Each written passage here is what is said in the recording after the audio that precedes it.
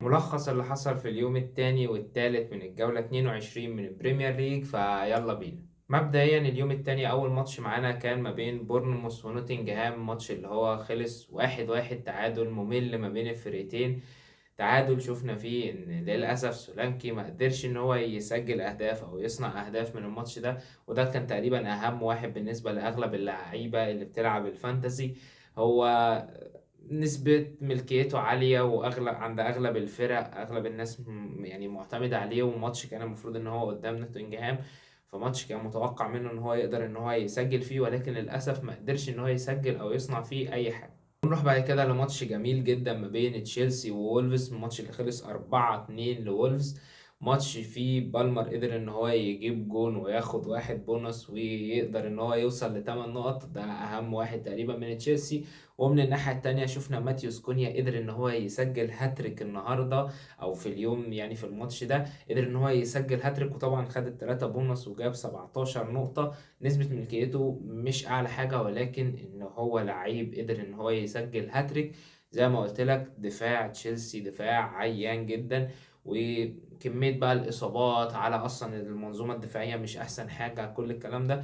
فزي ما كنت قلت لك دفاع تشيلسي مش أحسن دفاع تعتمد عليه إن أنت تجيب منه لعيبة إن هي تجيب لك نقط.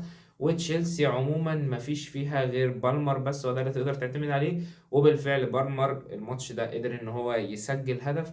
والناحية التانية وولفز نيتو شارك في الماتش، واهم واحد من وولفز كان في الماتش كان ماتيوس كونيا.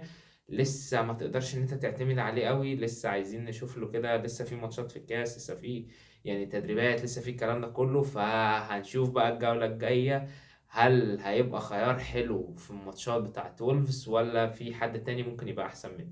بعد كده شفنا ماتش ما بين مانشستر يونايتد وويست هام، ماتش كان المفروض ان هو يبقى ماتش كبير وماتش قمة ما بين الفريقين، ولكن مانشستر يونايتد قدرت ان هي تخلص الماتش ده خالص 3-0 لليونايتد.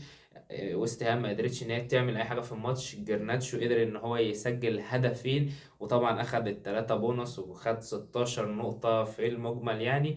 وكمان هويلاند زي ما قلت لك عليه ان هو فايق جدا حاليا ومن اهم مهاجمين اليونايتد، وهو اللي شبه مضمون شوية، فهو قدر ان هو يسجل هدف وياخد 2 بونص ويطلع ب8 نقط من الماتش ده. ولكن بقى للأسف الوحش في الماتش إن أريولا اتصاب، فكل اللي كان عنده أريولا من ويست هام شفنا أريولا ما بين الشوطين كده بيتبدل. فهل إصابة كبيرة ولا إصابة صغيرة ولا تبديل تكتيكي بس من المدرب إن هو يعني ما كانش حابه أو كده، لسه مفيش كلام كتير طلع. ولكن فكرة إن أريولا ابتدى يتبدل دي مش حلوة، هل هيرجع تاني قريب ولا لسه قدامه فترة، لسه ما طلعش أكيد.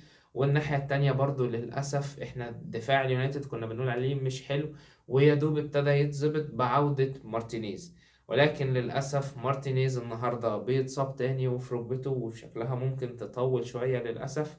فيا رب يعني يقوم منها بالسلامة ويرجع كده، مش حلو إن أنت تشوف اللعيبة بتتصاب، لا يبقى كله تمام ماشي وما تتمناش الشر يعني لحد. فوحشة قوي الإصابة، وخاصة مارتينيز من اللعيبة الرجالة جدا، واللي كانت فارقة قوي في أداء اليونايتد، وهيفرق للأسف فكرة إصابته دي إنه هيدخلهم في دوامة تاني في فكرة الدفاع.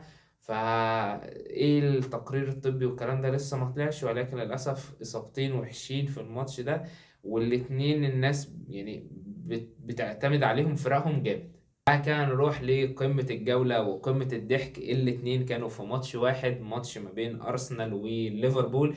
ماتش قدرت فيه الأرسنال تكسب 3-1، ولكن حصل فيه شوية كوميديا في الأهداف مش ممكن. الهدف الأول لأرسنال ضحك خام، الهدف الأول لليفر ضحك خام، الهدف الثالث للأرسنال ضحك. أهداف كلها غلطات دفاعية ما بين أليسون وفان دايك، أو الناحية التانية جابرييل ان هو سجل الكرة في نفسه. فكان في شوية حاجات غريبة كده. والهدف الثالث لأرسنال تروسر داخل ويسددها في أليسون ما بين رجليه، كرة انت ازاي يخش في الجون زي كده. ولكن تروسر دايما قدام ماتشات الليفر دي بيقدر ان هو يسجل اهداف، من ساعة ما كان في برايتون هو بيحب ماتشات الليفر دي. فمن الماتش ده شفنا ساكا قدر ان هو يجيب جون ويطلع ب2 بونص، ومارتينيلي كان جامد قوي في الماتش ده النهارده، وقدر ان هو يسجل هدف وياخد 3 بونص، وتعب ارنولد جدا جدا جدا. وبرضه على الناحيه التانيه تروسرد لما نزل سجل ان هو يعني قدر ان هو يسجل الجون الكوبري اللي جابه في اليسون ده، وقدر ان هو ياخد 2 بونص مع ان هو ما كانش بادئ الماتش.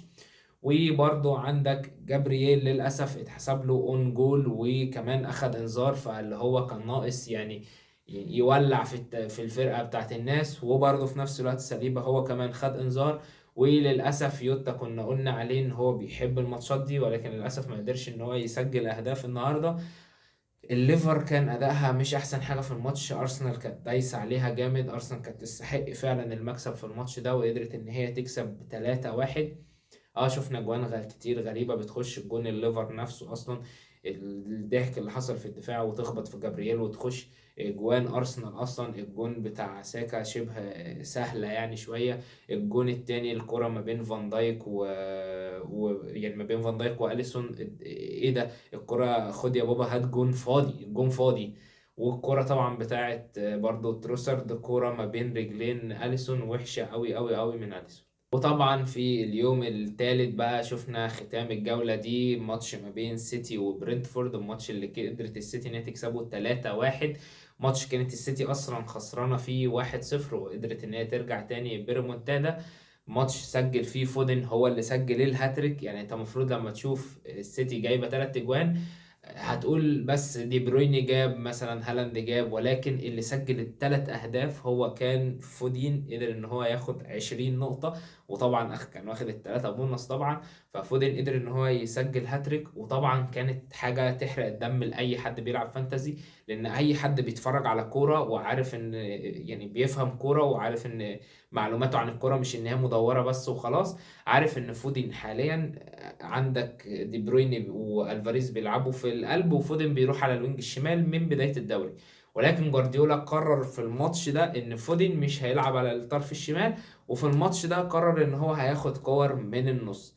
فطبعا فودن طول ما كان على الوينج الشمال كان مختفي تماما، ما بيعملش اي حاجة، مساعداته الهجومية مش كتير. ولكن النهارده خلاص يعني جوارديولا قرر ان هو يبقى بيخش في نص الملعب. وطبعا كلنا عارفين فودين من نص الملعب قد ايه خطورته وقد ايه عالمي عالمي عالمي، ولعيب يعني جامد جدا، خطر جدا من القلب طبعا. فقدر ان هو النهارده بيسجل هاتريك طبعا، اسيست لدي بروين واسيست لهالاند. فانت بتتكلم في واحد ب 14 مليون واحد ب 11 مليون عشان كل واحد فيهم يطلع باسيست، فانت بتتكلم ب 35 مليون ولا 36 مليون عشان كل واحد يجيب 5 نقط. لا كانت وحشه قوي النهارده الاتنين، كل واحد عامل اسيست بس، والفاريز ما عملش اي حاجه في الماتش، وفي نفس الوقت كمان ايفان توني ما عملش اي حاجه في الماتش.